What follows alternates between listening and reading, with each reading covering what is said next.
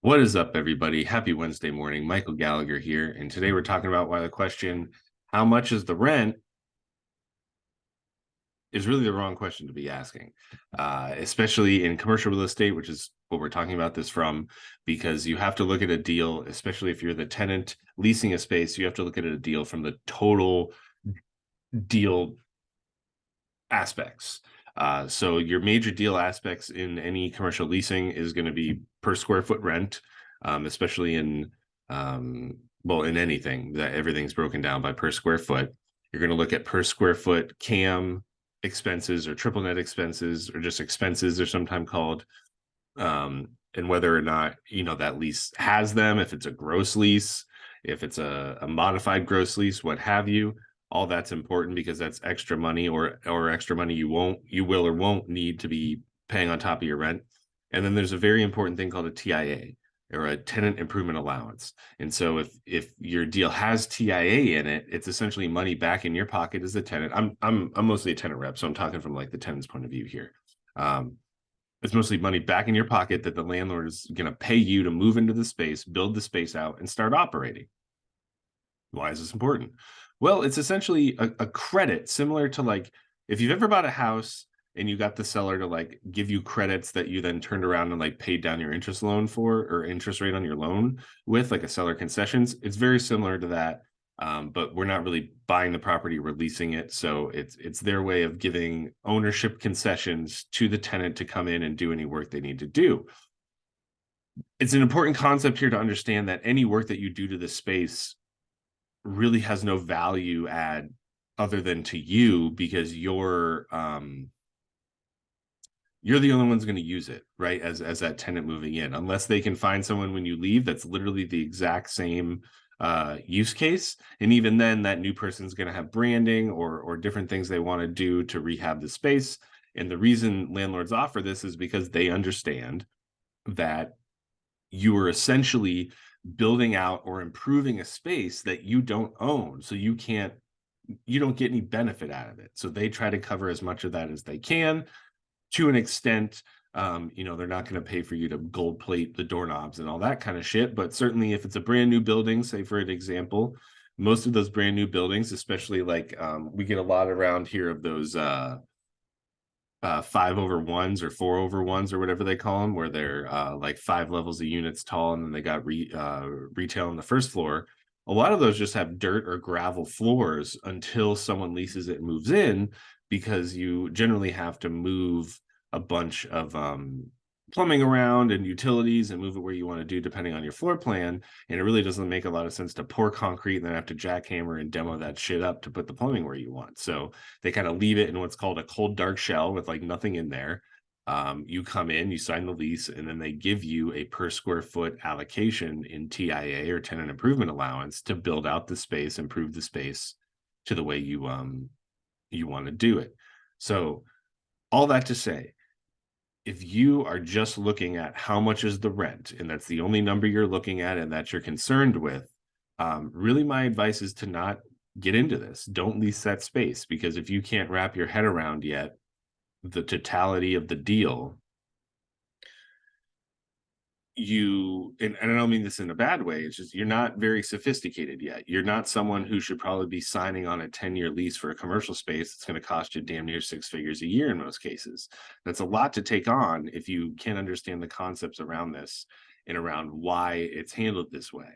So if you're making your purchase or your leasing decision on just how much the rent is, that, like I said, that's really the wrong question. I would encourage you to get some more education.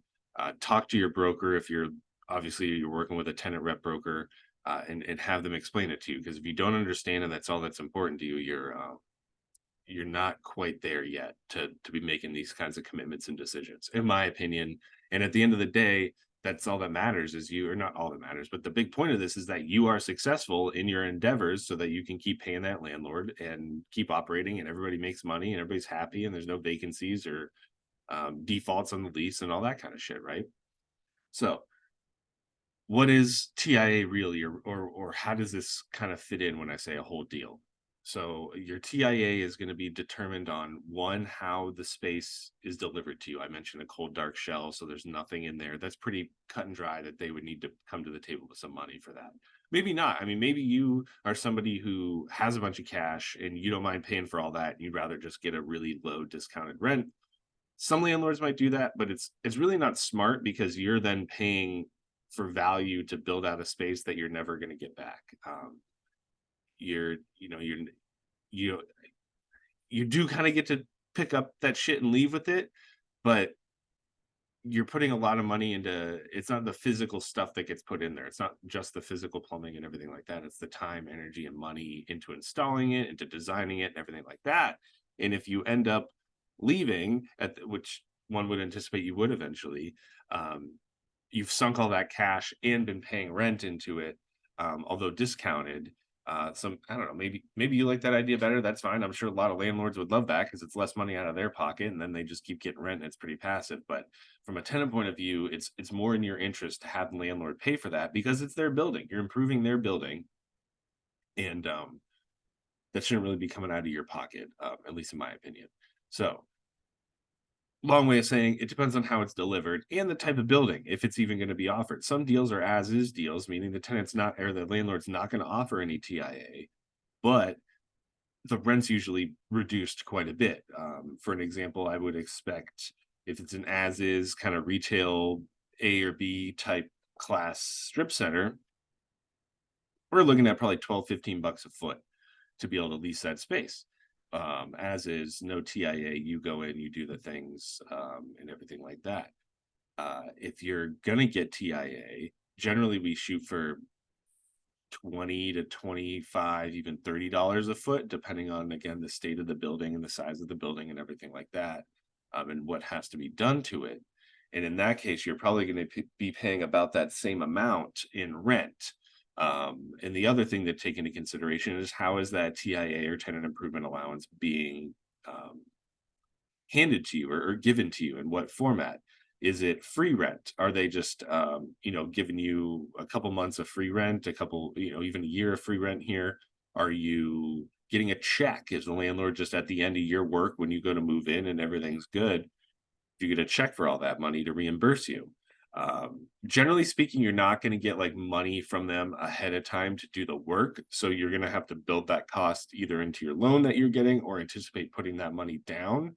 And really all the reason for that is because they want to make sure you're serious, right? They don't want to put all this work into the building and have you like turn around and leave type of thing. So they make you put some skin in the game, which makes sense. But at the end of that, they could hand you a check, they get you free rent, they could abate your rent, kind of a discount it over several years. But when TIA is involved, it's generally the rent is more, but that's why you have to like almost credit back that TIA. Excuse me. That's why we look at this whole picture, and why if you're just asking about the rent and how much is the rent's only like a third, if not a fourth, of a commercial deal. And hopefully I explained what to look for in the totality of a deal. I'll probably make a video here in a little bit on what to look for in a lease specifically.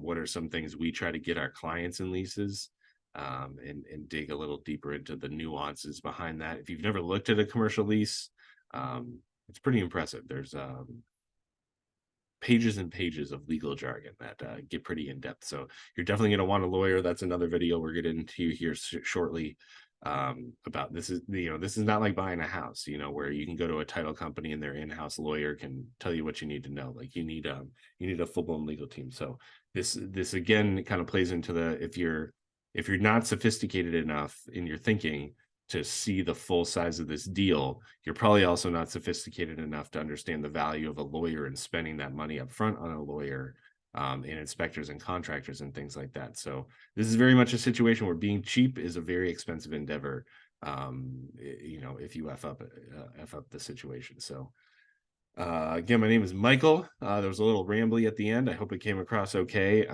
But if you have any questions, or maybe you're just looking at a deal on your own, um, this is, I'll just say one last thing. This is very similar to buying a home. If you've ever purchased a residential home where the tenant rep, me, is very similar to a buyer's agent where you and they, or rather, are compensated by the landlord or by the seller. So your perks, or rather the services of the tenant rep, are normally 99.9% of the time paid for by the landlord. So if you are someone who's like reached out to the listing agent because you saw it on LoopNet and you're like, oh, I'm just going to talk to them and see what's going on, and they are also the listing agent, I mean, you can do it. It doesn't make any sense to me why you would work with the landlord's representation, because those brokers normally have existing relationships with the landlords. They're usually leasing that entire facility, so it's in their best interest to side with the landlord and stoke that relationship, because who the heck are you at that point? So you having your own fiduciary representation who's going to do right by you, and it's free, is something, or free to you at no cost out of your pocket, is really something that I would always highly recommend. I never understand why people don't buy a property with a buyer's agent, and just use the listing agent in their own home searches and things like that, because again, no one's in your corner for you.